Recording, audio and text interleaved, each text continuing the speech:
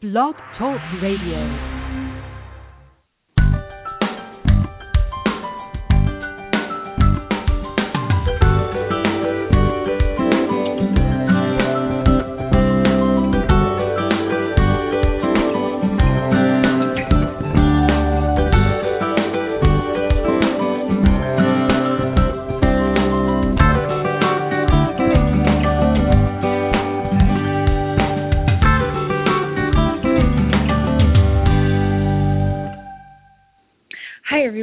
Welcome to The Wellness Coach on Blog Talk Radio. I'm your host, Edie Summers, and we have a really amazing interview and show today. I hesitate to use the word show, but this is a Blog Talk Radio, and I am very grateful and excited and actually really I feel very honored and blessed to welcome as my guest today best-selling author Heather Amara.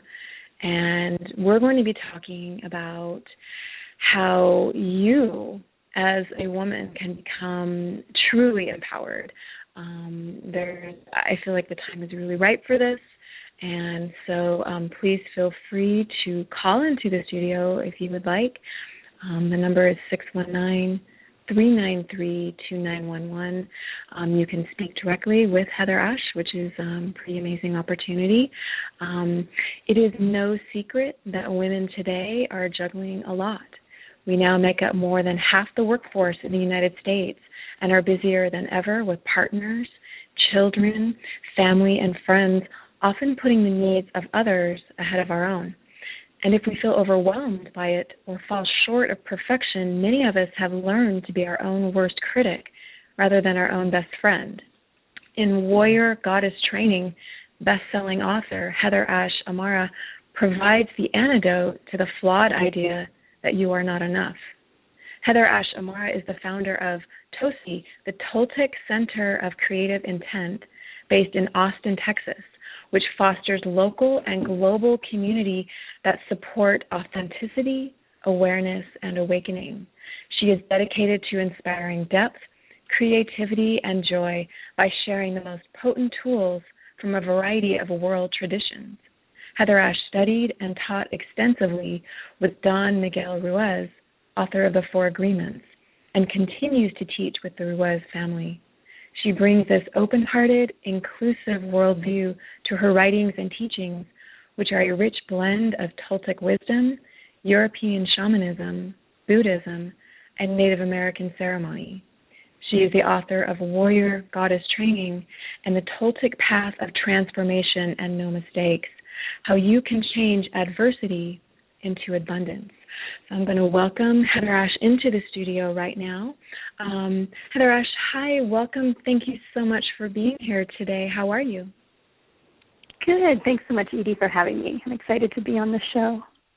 Well, I'm excited to have you here, and thank you so much for being here today. It's a real honor for me, and I feel like there's so much that we can talk about. I would love to start at a point of where it feels really relevant, I think, for me, and I'm sure a lot of other women. I'm actually here on your website, heatherashamara.com, and you have a post here talking about Warrior Goddess Training from head to toes. And if it's okay with you, I just wanted to read the very beginning of this blog, or maybe just a couple of paragraphs here. Is that okay? Yeah, absolutely. Okay. So this is what it says. I love sassy, free, vibrant women, women who know what they want, women who are willing to be vulnerable, women who love themselves as they are with no apologies, women who honor, respect, support, and cherish themselves, women who can look you in the eye and apologize when they've made a mistake, women who shine their unique light into the world, women who aren't afraid to be exactly who they are meant to be. And I'm going to read just the next paragraph here. It saddens me that it is rare to find a woman who passionately loves herself. Couldn't agree with that more. It saddens me how we so often hate our bodies, how we disrespect ourselves by putting everyone else before and above us, and how we constantly compare ourselves to others or to an idealized image of who we think we should be. It saddens me that so many of us say we are sorry when someone steps on our toe and get habituated to apologizing for our very existence. These two paragraphs really struck a really deep chord with me.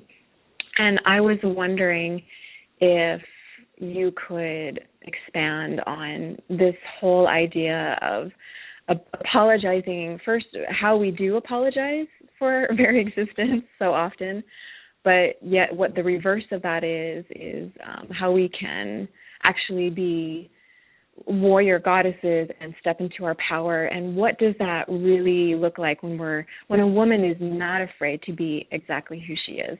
What does that look like and feel like? Great question. Well, for me, it is right. It's time for us as women to step back into our power. And, we've been so blessed that we have a lot of external freedoms. We have the freedom to vote, to choose who we want to mate with. We have freedom around career. But for many of us, we're still not free inside. We're still chained to an idea of who we should be. And what I see is that many of us have this, I think about it as like a second self. It's a second aspect standing next to us. And it's the person we think we're supposed to be. Mm-hmm. And so we don't live actually in our own bodies, in our own experience. We're constantly looking outside of ourselves to compare ourselves to who we think we're supposed to be, who we wish we were, who we were in the past, rather than just really deeply loving ourselves, who we are, and our expression in the world. And so that's my passion right now, is to create an inner revolution so that women can come back to find what's their authenticity and what is our freedom inside. How do we get free on the inside so that we're happy, that we're in service without caretaking, and so we know how to say yes fully and we know how to say no fully, and that we don't have to apologize because we're holding I should be someone else. And Heather Ash, I find this so relevant, and it's something that I think about a lot. And I wonder, and I know that other women think about this too.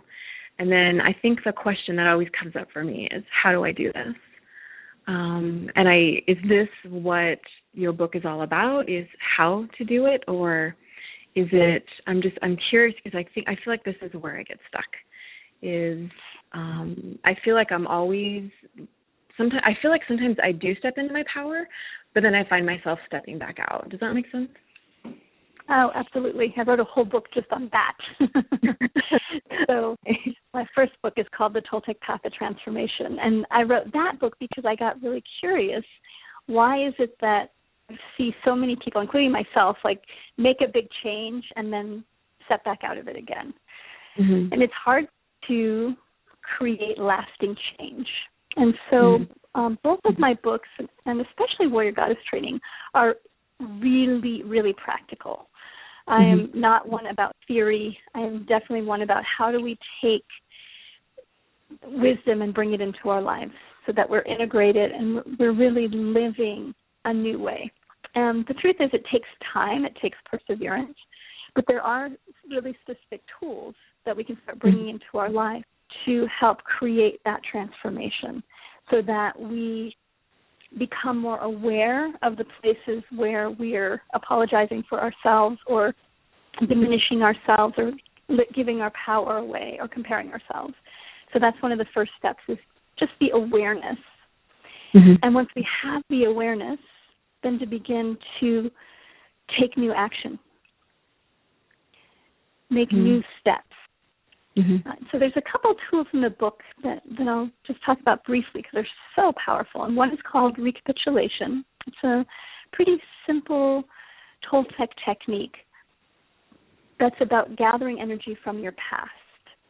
And one of the things that why recapitulation is profound is it helps teach us how to move from how most women have been habituated to lose energy.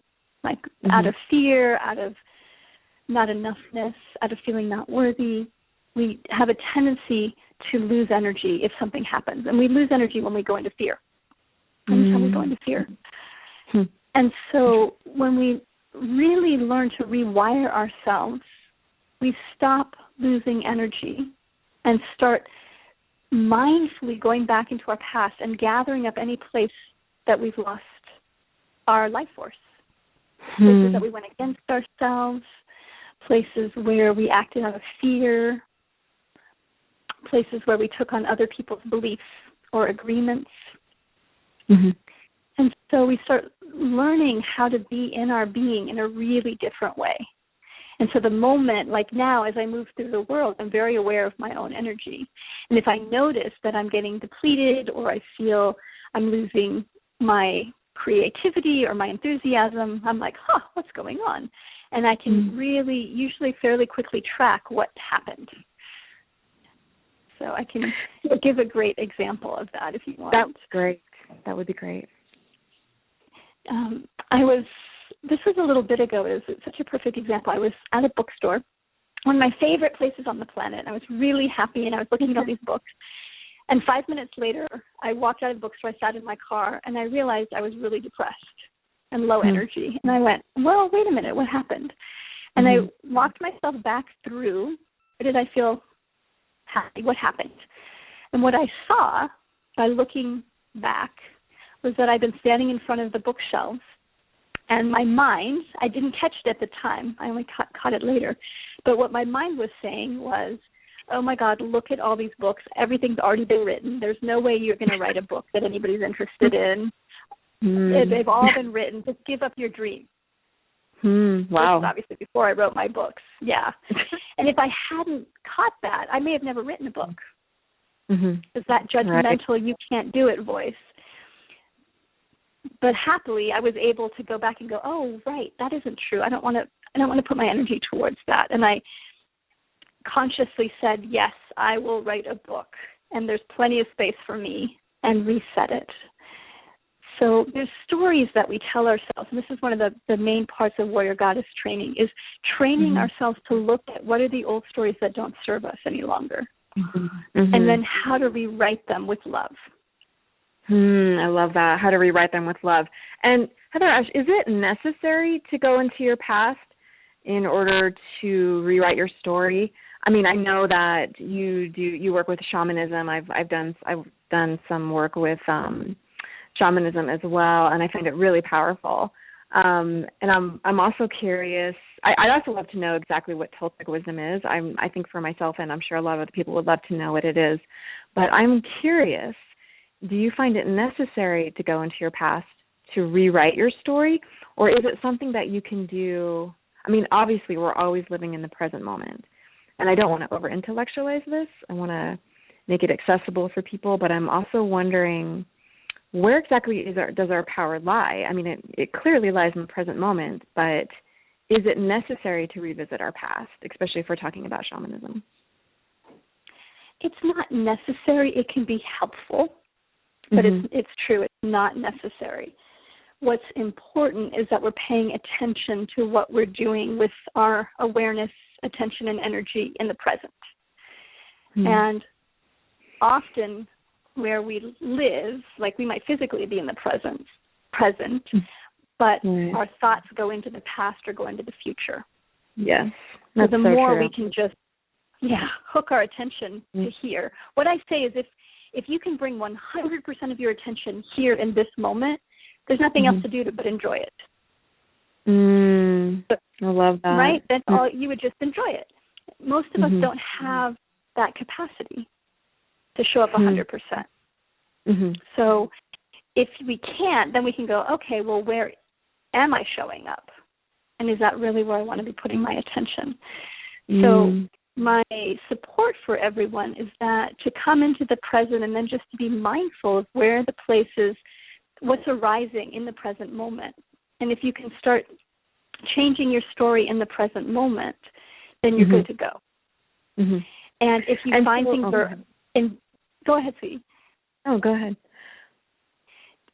Just that if you find things are enduring, that you can't you keep finding the same thing cycling, even though you keep shifting it in the present, then you might want to go into the past. Then you might want to consider going into the past is it literally rewriting your story? I love how you say rewriting your story with love. Is that specific to women? That it is. Could you expand that? It's so important for everyone, and I think it's especially important for women because usually our self-esteem is so low, and we think we're always doing it wrong. And what I've found is when we try and make changes out of frustration, or I don't like who I am, I have to change, or I'll only be lovable if I change, then we're coming from an attitude that's not a healing attitude. We're coming from more of a punishment, I'm not good enough attitude. And when we can hold ourselves in a new way, there's a chapter in the book about holding yourself in a new container, and that container is with compassion and love. When we can hold ourselves in a new way, then we recognize every agreement and belief we've had served us in some way at some time. Even if in the present we realize, oh, this isn't so great. We chose to do it for some reason. Bring that self-love and self-compassion, or at least awareness. We can't quite get to self-love yet. That comes. Just awareness and compassion for what we've been through and why we've acted the way that we have, then it's usually much easier to make changes in the present. I see. And to rewrite things. That makes a lot of sense. I mean, I think that women especially are so hard on themselves. I think it's almost we're so habituated to it, we don't even notice it. And, of course, that's going to eat away at our self-esteem. It's just so ingrained in our culture. And again, I go back to your definition of what to me sounds like an empowered woman, a sassy, free, vibrant woman, a woman who knows what she wants, a woman who's willing to be vulnerable. I find a lot of fear myself around this, around feeling vulnerable. I used to think of it as that I was showing weakness. And isn't it true, though, that for women it's the opposite, that is where your power lies? I mean, that and also living from a place of, coming from a place of love? Yeah, absolutely. And vulnerability does not mean weakness. It really means strength, the way we're talking about it. So vulnerability is our willingness to be honest with ourselves and to be honest with others. And it doesn't mean you have to go out and go, this is who I am to everybody in the world. But the ones closest to you, where vulnerability happens is to the people closest to you when there's parts you want to hide of yourself or you don't think that you're good enough. The vulnerability is the bringing forward your humanness. And sometimes we are trying so hard to compensate for the places that we feel inadequate that we create armoring around ourselves to create I'm fine, everything's fine. And instead of going deeply into it, instead of showing what we're feeling and who we are, and lo and behold, that's actually where we find our strength and power, by being vulnerable. Yeah, exactly. And it's a beautiful new way to support ourselves. And as more women start talking to each other and really talking about what our actual experience is, and then supporting each other and getting more powerful. And this is what's important, is I've seen this happen sometimes in women's groups. This is part of my original, 20 years ago, desire to write this book, was that sometimes as women we get together and we end up just bitching with each other, of just complaining, of just sharing all the things that aren't working and places that we're upset, and we end up supporting each other and being victimized without even realizing it. Yes. Oh wow.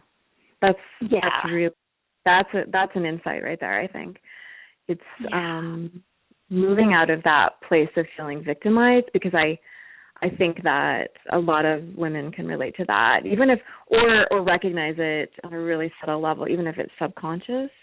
I know that I definitely do this. I tend to relate to life as a victim, and that's awful. It's a horrible feeling. And whereas at the same time, like, I know that my true self is really powerful. I feel her and I know her, and she comes out a lot. It's just that I will go back behind this story that I tell myself, like, oh, I've been through this and I've been through that. And this happened to me. So, and that takes away my power right away, and not to mention my energy. Yeah, exactly. So it's not about negating what we've been through, but it's about not going, oh, therefore I am broken or not enough, which is where we create the victim.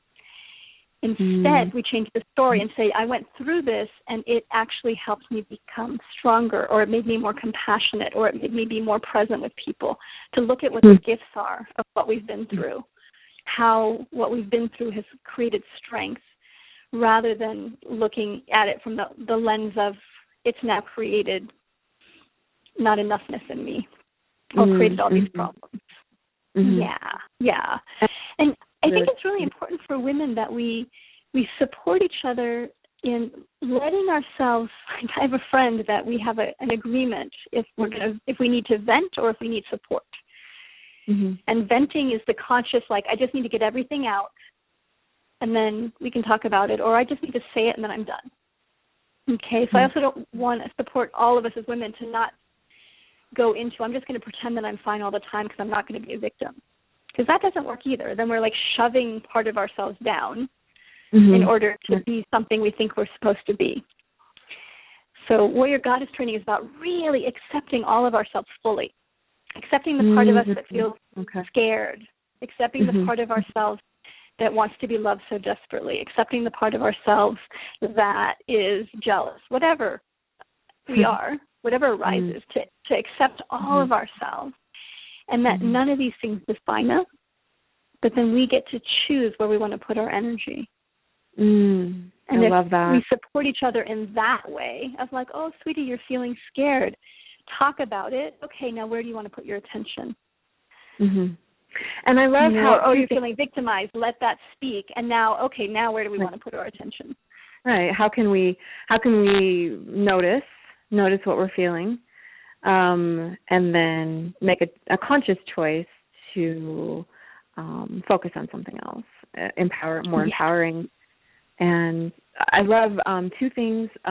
Is I absolutely do believe that the road to empowerment does involve the support of other women, because I believe that we are all deeply, deeply connected. And I have amazing friends, and I think there's a reason for that. And I feel like, we can all tap into each other more, and like you used the word support more, and use that network that we naturally have to step into our power. That's a gift that we have. And then I know that you keep mentioning the word agreements, and I was wondering if you could talk really briefly about Toltec wisdom, and what is an agreement exactly? Is that part of what Toltec wisdom is? I know from the 4 Agreements. I've read that book a while ago, but I'm wondering, is that what you're talking about? Is that what Toltec wisdom is, or is that part of it? Yeah, it's a part of it for sure. So the Toltecs were a group of people that chose to come together in South and Central Mexico. They were very curious about perception and how we create our reality. So the Toltec path is one of awareness, becoming aware of how we think, how we feel, how we're in relationship to our body and our energy. And one of the foundations is that all of us create agreements or take on agreements. So it may be that when you were a kid, your mom heard you sing and said, oh, you have a terrible voice, you shouldn't sing.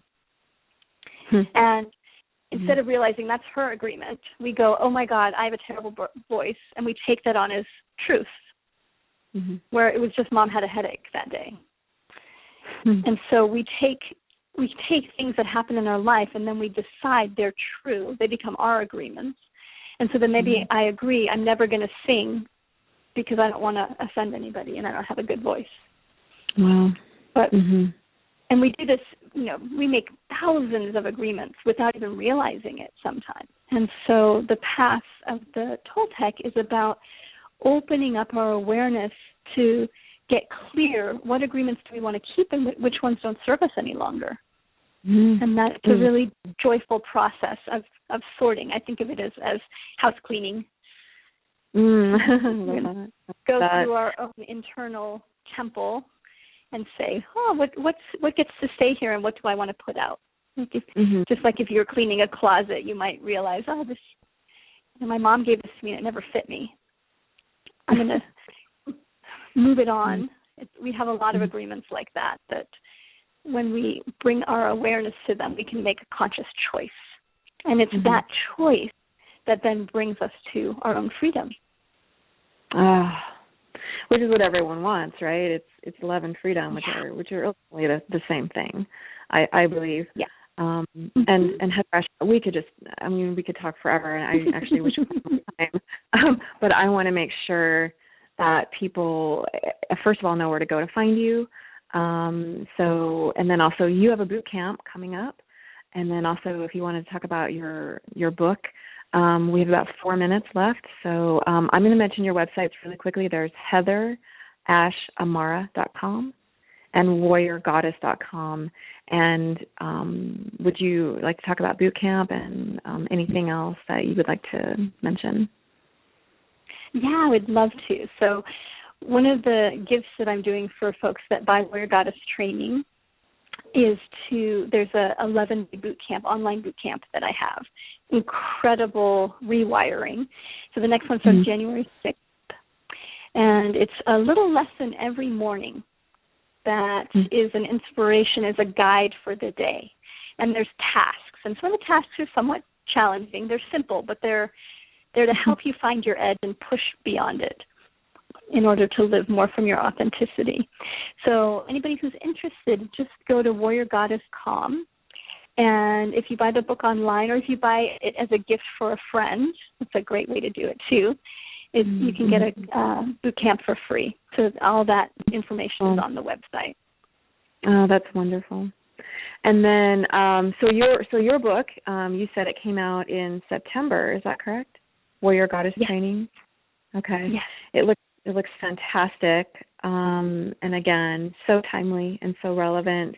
And I just want to mention your websites again, heatherashamara.com. That's AMARA. Am I saying your last name correctly? I hope so. You are, yes. Okay. You've got it. Oh, good. That's good. And then your other website for your book, is that correct? Or just in general, warriorgoddess.com? Is it just specifically for your book, or? It's got different information on the Warrior Goddess movement, so it's a great place to get more information. Yeah.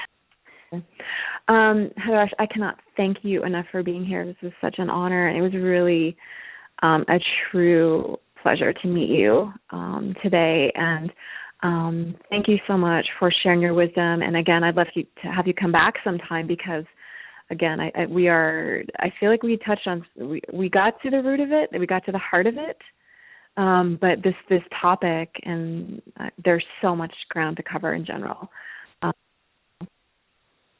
Thank you so much for being here, and thank you everyone for listening. And I hope to speak with you and meet up with you at some point in the future.